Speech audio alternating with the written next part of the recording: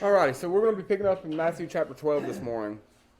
And we finished chapter 11 last week with Christ talking about the sinful nature of the Jewish cities of the region because they would not accept him coming as the Messiah, and how they're going to be judged more harshly because of this. And we can kind of apply that to ourselves, as like when we're allowed the knowledge and the opportunity to study his word, and then we walk away from it, we're judged more harshly than someone that never has that opportunity. He then explains that God the Father is being revealed to the people through him. He's in the flesh. This is God in the flesh dwelling among them. And he finishes chapter 11 by reminding us that he's gentle, he's merciful, and if we take up his yoke, meaning that we're going to walk with him, that our burden will be light. The ultimate strength and peace of mind comes from our relationship with Christ. So that's where we've kind of left off and where we're picking up starting here in chapter 12. So Matthew chapter 12, verse 1. At that time Jesus went on the Sabbath day through the corn, and his disciples were an hungered. They were hungry. They'd been traveling.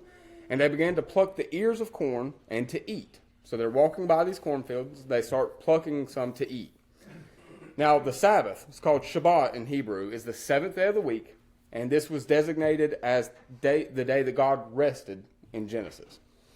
Now, Israelites were prohibited from doing any work on the Sabbath. Now, according to the law of the time, the way this worked is the edges of fields, when they planted, they left the edges unharvested so that people in need would be able to pick that grain. So them taking this grain and eating it is not what's wrong. They're not stealing from this farmer or anything like that. They actually left this for people that needed it. What we're going to see here is it's about when they're doing it. That's why they're accused of doing something wrong. Now, today, as modern Christians, we don't place so much emphasis on a certain day being the Sabbath because Christ became our Sabbath. We're going to see that later in this chapter, and we also saw some of it back in chapter 11 last week. So we're going to look back a little bit. This is chapter 11, verse 28, where Christ said, "Come unto me, all ye that labor and are heavy laden, and I will give you rest." Now, the word Sabbath literally means rest. It is the day of rest. So in chapter 11, we see Christ himself saying, I will give you rest. You don't need that specific day anymore. I am your rest. He is our Sabbath.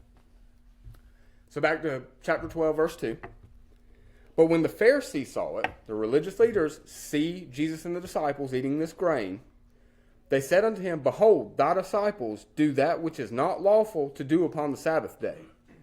So the Pharisees considered the disciples plucking that grain to be them working. They're working on the Sabbath. That's a violation of the Sabbath law.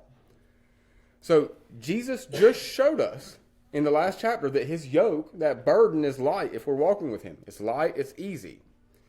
Now what we see is the heavy burden that religious leaders will try to place on people by trying to find salvation through the law instead of through Christ. We're not saved through the law. We're saved through faith in Jesus Christ. If you're trying to find salvation in the law, that is going to be a heavy burden. And Christ says his burden is light. Now, the Jews at the time were so concerned with observing the law of Sabbath that on Thursdays, a lot of us, we studied through Daniel a couple months back. You probably remember the name Antiochus Epiphanes. He was one of the rulers with the Romans. Okay, the Jews were so caught up with observing these laws of the Sabbath that they thought it was a crime to defend themselves on the Sabbath day. Okay? Now, this specifically made me think about, Tyler, you have an acquaintance that pretty sure was Jewish, correct? He wears the tassels. So you know publicly that he's a Jew, right? Okay, now if we know Jewish people are so caught up in the law that they will not defend themselves on the Sabbath, if you have nefarious plans and you want to rob him, what day are you going to do it? You're going to go to his house on the Sabbath because you know he won't defend himself. It's against the law. They won't do it. That's exactly what the Romans did. They went after the Jews on the Sabbath because they were so caught up in the law that they wouldn't defend themselves, which kind of shows that heavy burden of being so caught up in the law instead of through the faith that they were supposed to have. So chapter 12, verse 3 here. But he said unto them, this is Christ speaking, Have you not read what David did when he was hungered and they that were with him? So Jesus actually asked this question on 6 different occasions. We see him ask, have you not read?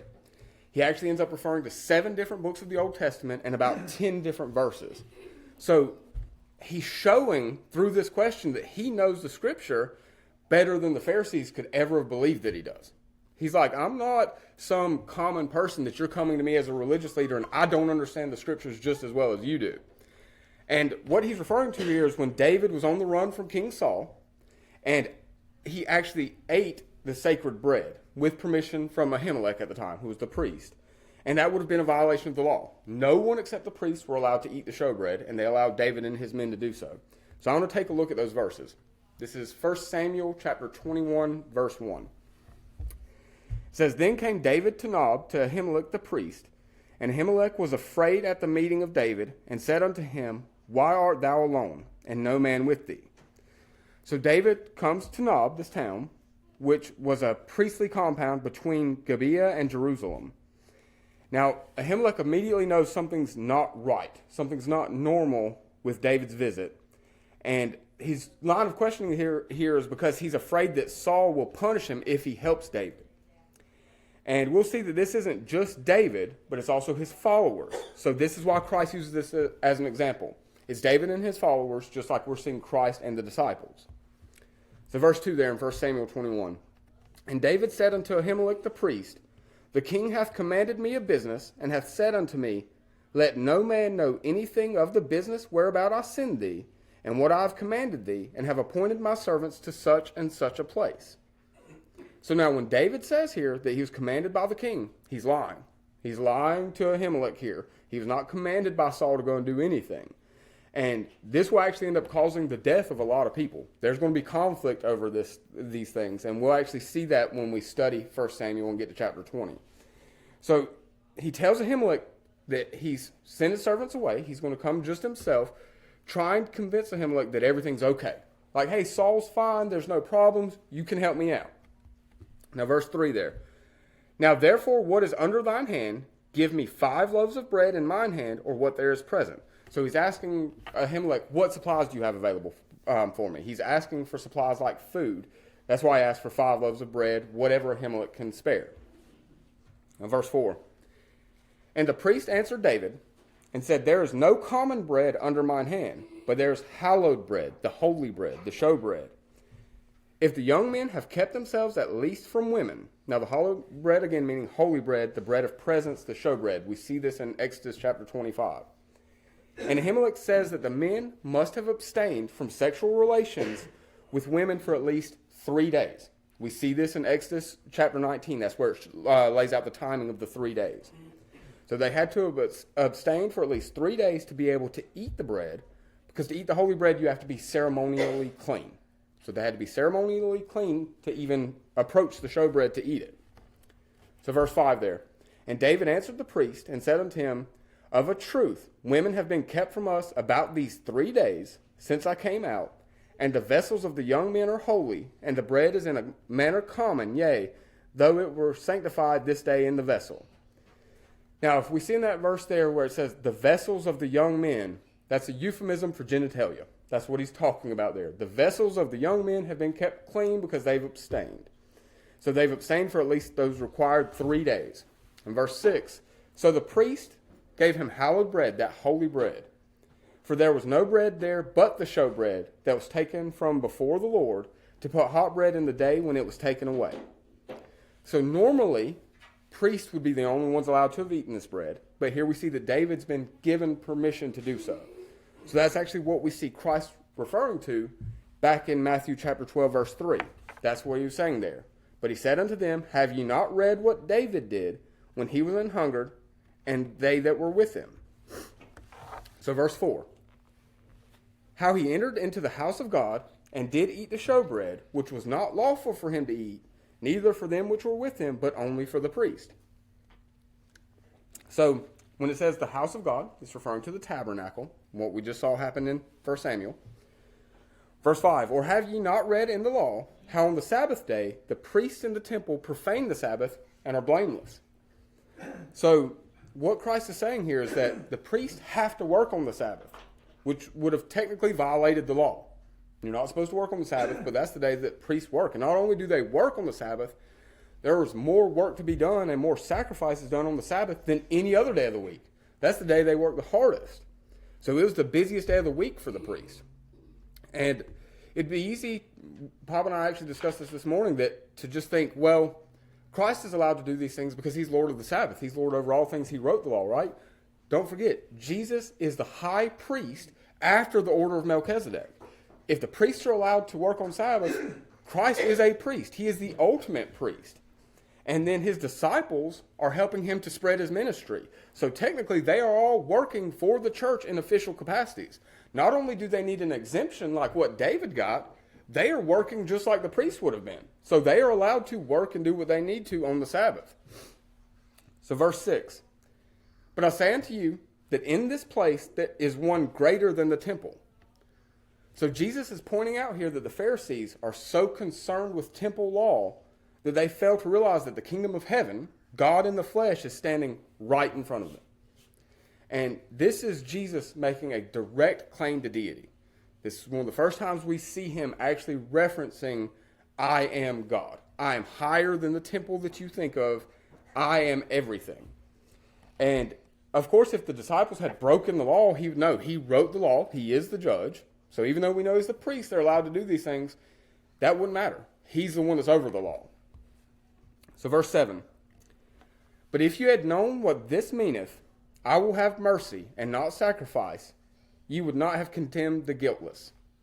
So we always say there's a big word there. Notice that Christ says, if you had known what this means. They don't know the meaning of this verse. And this is the second time here in the book of Matthew that we see Jesus quote Hosea chapter 6, verse 6. So I want to bring up that verse. He's directly quoting this. God speaking, for I desired mercy and not sacrifice, and the knowledge of God more than burnt offerings. So Jesus is pointing out the Pharisees have missed the point. They don't understand the actual meaning of this verse. That God would come in the flesh to fulfill the law and to pave our path to salvation. None are saved by the law. No one. We cannot fulfill the law to the perfection it requires to be saved that way. And what they're doing is they're lifting up the law, the principles of sacrifice, above the principles of mercy. And God desires the opposite. He tells us here, I desire mercy, not the sacrifice. And it's easy to read that verse and we think just about sacrifice, going and making a blood offering at the temple. He's referring to the law. I desire you to follow Jesus Christ, have mercy, love, and patience, and to study in the Word more than I want you to follow the laws and the ceremonies. Now, that doesn't mean we shouldn't try to follow the law, but that's not the way we find salvation. So Matthew chapter 12, verse 8. For the Son of Man is Lord even of the Sabbath day. So again, this is Christ telling us that he is Sabbath. He is the rest. He's Lord over it. He is the Lord over all of these laws. No one can tell Christ, oh, you're breaking a law. Look what you and the disciples are doing, when he is the final judge on these things. And he's taking ownership of the Sabbath here. Now, E.W. Bollinger notes in the Companion Bible that the word even that we see here is not in the text. So remove that. No manuscript actually has that word even. For the Son of Man is Lord of the Sabbath day. We don't need to say even of this. No, he is just Lord of the Sabbath day. He fulfills the law. He is that ultimate fulfillment and becomes a Sabbath through his sacrifice on the cross. So as we study the life of Christ, remember, we're going to see him following these laws. He's going to go and do the ceremonial things like all Jews were prescribed to do. That's because he was perfect in the flesh. He followed the law better than any of us could, and he did not fulfill it until his death on the cross. At this time, he has not fulfilled the law yet. He's got to get to that point of crucifixion before that comes. And he's trying to get the Pharisees to understand that the law is beholden to God, not the other way around. The law answers to God. God does not answer to the law. And we actually see this in Colossians, so I want to go there for a moment. This is Colossians chapter 2, verse 14. Blotting out the handwriting of ordinances that was against us, which was contrary to us, and took it out the way, nailing it to his cross. Christ blotting out the ordinances, the law, those things being done away with, because it was contrary to us, meaning we could not be saved through it. And how did he do it? Nailing it to his cross. Verse 15. And having spoiled principalities and powers, he made a show of them openly, triumphing over them in it. Let no man therefore judge you in meat, or in drink, or in respect of an holy day, or of the new moon, or of the Sabbath days. Christ fulfilled these things. Do not let a man judge you based off of what day you take rest and you study. And look what he says here. Don't let them judge you in the meat that you eat, in the drinks that you drink, in the holidays that you celebrate, the way that you take care of the different seasons, that's what the new moon's referring to, or of the Sabbath days. Everything is through Christ. So, yes, we know that Christ was not born on December 25th. But don't let someone judge you because you want to celebrate Christmas. As long as you are doing the things that is required in your faith of following Christ, that's the important part. He's doing away with all of that law and ceremony that they would have followed here. And then verse 17, which are a shadow of things to come, but the body is of Christ. All of those things were just a shadow. Christ is the real thing. So, again, that is Paul laying out Christ becoming the fulfillment of the laws, the holidays, the traditions that these Pharisees are so caught up in. And if plucking and eating a few grains of corn from that field were enough to offend the Pharisees and the interpretations of the law that they were trying to live by, what we're about to see Christ do towards the end of this chapter is going to push them over the edge. They're so offended by eating a little bit of corn. Watch what we're going to see Christ doing now. So verse 9, this is back in Matthew chapter 12, verse 9. And when he was departed thence, he went into their synagogue. So we see Jesus entering into a synagogue. This is probably belonging to the inhabitants of Tiberias. We'll actually see this when we get to Mark chapter 3, around verse 6. It shows the Pharisees conferring with what's called the Herodians. It's in Herod's jurisdiction. So this is a place of teaching and learning the scriptures for those that couldn't make the journey to the temple in Jerusalem. Because that's what you're supposed to do. You're supposed to go to the temple in Jerusalem. But if you're not able to, now we have these synagogues, right? Now, think about the courage and the boldness that Christ has to have here. The Pharisees are pointing out that he's breaking the law every time they can. They keep trying to point out, oh no, he's blaspheming. He is a terrible person. And instead of like, okay, well, I'm going to go over here and teach, he goes directly into the synagogues. He goes into their places of worship and says, hey, I'm going to come here to teach these things. So he's doing this even in the face of that growing opposition against the Pharisees plotting his destruction, which we're going to see in just a moment in this chapter. That's what they want to do. He continues to go to the synagogue. He continues to follow the things he's supposed to do, setting an example for us. He's an example of being steadfast in our faith, even when we're facing pushback and conflict. Things are going to try to push us away from our faith and our belief. That's when we have to follow these examples of being steadfast and not moving away from it. And that's the ultimate example for what we're going to face in the end times in the tribulation. It says that those that are still alive in the flesh, that are followers of Christ, will be delivered up to Satan to give testimony. The ultimate confrontation that we could ever face. And we have to be ready and willing to face that. So Christ setting an example here, walking right into the den of these religious leaders that he knows are going to be the ultimate reason he ends up being destroyed, and still fulfilling the mission that he's there for. Now verse 10, and behold, there was a man which had his hand withered, and they asked him, saying, is it lawful to heal on the Sabbath days, that they might accuse him? So the Pharisees are trying to set Jesus up. They know that there are gossip and rumors going around about him healing people, and they're trying to convince him to heal this man, which would be a violation of the law of the Sabbath. So they're trying to set him up in the synagogue in front of people to break the law. And this is going to end up being the first of 7 miracles we're going to see Christ work on the Sabbath. This isn't even the only time he does this. He's going to do it multiple times. So verse 11, and he said unto them, what man shall there be among you that shall have one sheep, and if it fall into a pit on the Sabbath day, will he not lay hold on it and lift it out? So during this time, going back to the Hebrewisms and what the Jews would have taught here, rabbis taught that in a time of life or death circumstances, that it was okay to violate the law of the Sabbath. It was okay to work. It's life or death. And Christ is referencing that fact. This would have been something that would have been considered life or death.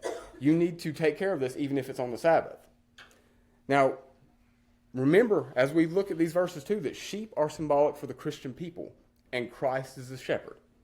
So he's also referencing here, I'm allowed to save one of my people on the Sabbath. That's not going to be a violation. But looking at it literally is what he does here in verse 12. Look at what he says. How much then is a man better than a sheep? Wherefore is it lawful to do well on the Sabbath days? So if we're allowed to save a sheep, because that's considered life or death on the Sabbath, why would we not be willing to heal a man on the Sabbath? A man is worth so much more than a sheep, right? And then right there where he says that, basically he's saying that we need to remember that Jews are permitted to care for the animals. Men are so much more than an animal to God, right? But then where he says that it is lawful to do well, that phrase means to do good deeds. So he's saying it is lawful to do good deeds on the Sabbath. If you're trying to do something to better off one of your brothers or sisters, it is lawful to do so on the Sabbath. That's kind of the extent of what he's trying to get across there. In verse 13, then saith he to the man, stretch forth thine hand. And he stretched it forth, and it was restored whole, like as the other. Now there's something that we need to notice in what's occurred here. Christ never touches the man. He never lays a hand on him. He heals him, but just by the command of his voice. Technically, Christ never did any physical work. He again has outsmarted the Pharisees at their own game. He has not done any physical work. Even though he's allowed to. He is the high priest. He is the Lord over the Sabbath. He still hasn't violated the Sabbath law. He is allowed to do exactly what he's doing, even under the law. And this gives the Pharisees no reason to accuse him of violating the law. He's circumvented what they're trying to do. But look at verse 14. It doesn't matter. Then the Pharisees went out and held a council against him, how they might destroy him. So this is the first time we see the Pharisees' true intentions. They see a miracle in front of their very eyes, and instead of rejoicing and seeing the truth and thinking, maybe this is the Messiah standing right in front of us, they are full of self-righteous anger. And whether that's from jealousy or an overzealousness with the law or something else, they let it blind them to what's happening in front of them, and now they're determined to destroy Jesus. They want Jesus dealt with and out of the picture. Verse 15. But when Jesus knew it, he withdrew himself from thence, and great multitudes followed him, and he healed them all. And he charged them that they should not make him known. Now, Jesus here asked his followers to remain silent. He asked them not to spread the words of his deeds any further. And of course this is important because the Pharisees want to destroy him at this moment.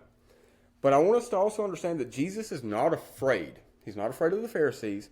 And in verse 15 where it says that he withdrew, he is not running from the Pharisees either. He is making sure that God's plan comes to light at the appointed time and not a moment sooner. Things are happening in the way they're supposed to. Remember, God is long-suffering. He's patient. And Jesus is God in the flesh, and he's showing his patience here. At any point, Christ could have taken care of the Pharisees. He could have snapped his fingers and had an army of angels with him. He could have done away with any of this. But the plan had to unfold the way that it was supposed to. And so he's showing patience here that it has to happen on the timeline that he had prescribed. Now, starting with verse 18, 17 he's going to lay it out, 18 is where it will start. We're going to see Jesus directly quoting a prophecy from Isaiah about the suffering servant. Now, this is another example of Jesus' fulfillment of the Old Testament prophecy. Zach and I go over this all the time. We see Old Testament prophecy being fulfilled in Jesus Christ. And this is just another example of that. So verse 17. So this is Jesus speaking. He's saying, I'm going to withdraw. Don't spread word about what I'm doing. That's what he tells the followers. And then he says, this is why. That it might be fulfilled, which was spoken by Isaiah the prophet, saying, and Isaiah there meaning Isaiah. Verse 18. Behold my servant, whom I have chosen, my beloved, in whom my soul is well pleased. I will put my spirit upon him, and he shall show judgment to the Gentiles. Now, remember that we heard that phrase, in whom my soul was well pleased, spoken by our Heavenly Father, by God, during Jesus' baptism back in chapter 3, verse 17. And we're going to see that phrase again when we get to chapter 17. Verse 19. He shall not strive nor cry, neither shall any man hear his voice in the streets. A bruised reed shall he not break, and smoking flax shall he not quench, till he send forth judgment unto victory. So this verse is laying out the gentle nature of Christ. So a bruised reed is very, very fragile. And he's saying that he's so gentle that even if it's a bruised reed, he won't break it. And a smoking flax, that means the wick of an oil lamp. So if it's not burning correctly, it ends up just smoking, and it has to be trimmed. And it's hard to trim the wick of an oil lamp. I don't know how many of you have ever dealt with an oil lamp. I've dealt with them because of you and Granny having some when I was little. But it's almost impossible to trim it without putting out the flame. And he's saying that he's even able to trim that wick without extinguishing the fire. That's how gentle he is. And he's referring to how he reforms his broken sheep, how he fixes us. He's gentle with us and fixes us without breaking who we are. Now, verse 21, and in his name shall the Gentiles trust. Now, this phrase, for him to speak this in a synagogue, would have been super offensive at the time. Because you have a Jewish man standing in a Jewish synagogue saying that we're going to come to teach the Gentiles, the heathens. Okay? Christ is saying that the Messiah is coming not just for the Jews, but for everyone, including the Gentiles. But the crazy thing about this is he's not saying something that the people shouldn't have already known. Bringing salvation to the entire world, including the Gentiles, was part of the messianic prophecies that we're going to see in Isaiah. So I want to go to the verses he quotes here in Isaiah to show that this is not new. They should have known the Messiah is not just coming from the Jews. He's coming for everyone. So this is Isaiah chapter 42, verse 1. Behold my servant, whom I uphold, mine elect, in whom my soul delighteth. I have put my spirit upon him. He shall bring forth judgment to the Gentiles. The servant here being chosen, and this is directly referring to the Messiah, to Jesus Christ. And we see the servant receiving the Spirit of God, right? I have put my spirit upon him. That, again, directly referencing his baptism. Isaiah 42, verse 2 here. He shall not cry, nor lift up, nor cause his voice to be heard in the street. So the Messiah will come quietly, not drawing attention to himself. Now think about what we just saw in verse 16. He's asking his followers not to spread his word, right? Don't go out and tell everyone what I'm doing. Now verse 3. A bruised reed shall he not break, and smoking flax shall he not quench. He shall bring forth judgment unto truth. So again, exactly what we saw in Matthew. The bruised reed referring to those that are already beaten down and weakened, the sinners. And then Christ coming to salvation for all those that will follow him. And we also have to look at when he says that he's not going to break us. This is also talking about judgment and the end times. That there's no judgment now for those that have died now. And in 6 months, the people that died then, it's all at one time. And in verse 4, he shall not fail nor be discouraged till we have set up judgment in the earth, and the isle shall wait for his law. So the Messiah's reign, the millennial reign, is to help establish perfect justice. All things lead up to judgment and the beginning of the eternity, including the tribulation, the millennial reign. All things lead to this. And so we see Jesus directly quoting Old Testament scripture to show that the Pharisees are missing the meaning behind the verses, that they're blind to the fact that the Messiah is standing right in front of them. They've gotten so caught up in the law and enforcing it that they've missed the most important lessons that the scriptures are trying to teach. And notice that it says, his law. The law belongs to God, the judge that presides over the law. And they're so wrapped up in the law that they don't even see that the judge, the owner of the law, is right there in front of them. And I want us to think, though, about how easy it would be to point a finger at the Pharisees. How easy it is to read these verses and think, how blind could they have been? How could they have missed this right in front of them? But how easy is it for us to fall into that same trap? How easy is it for us to get so concerned over theological debates, over dissecting the Bible and looking at this verse and what does this verse mean and break down what that word says, that we start to forget the most important part? I know I do it. I certainly do it myself all the time. I get caught up in breaking down the statue in Daniel that we studied, right? Well, what does this part mean? And what country did that represent? And what was the timeline of how this all goes together, that I forget to focus on the rock? It wasn't about the statue. It's about the rock that crushes the statue. And that rock was Jesus Christ. every word, every verse, every chapter, every book of the Bible point to one thing and one thing only, and that's Jesus. Blessings, mercy, grace, salvation, they all go through him. It's all about Jesus. The Father sent his Son to give us all of those things. And we need to always keep our eyes focused on Jesus Christ. When we're studying, we need to have it through the lens of Jesus. That's God in the flesh, paying the price for our sins. And he was given a name above all others that every tongue will confess. And we see that explicitly laid out in Philippians. So I want us to look at those verses. Philippians chapter 2. This is verses 9, 10, and 11.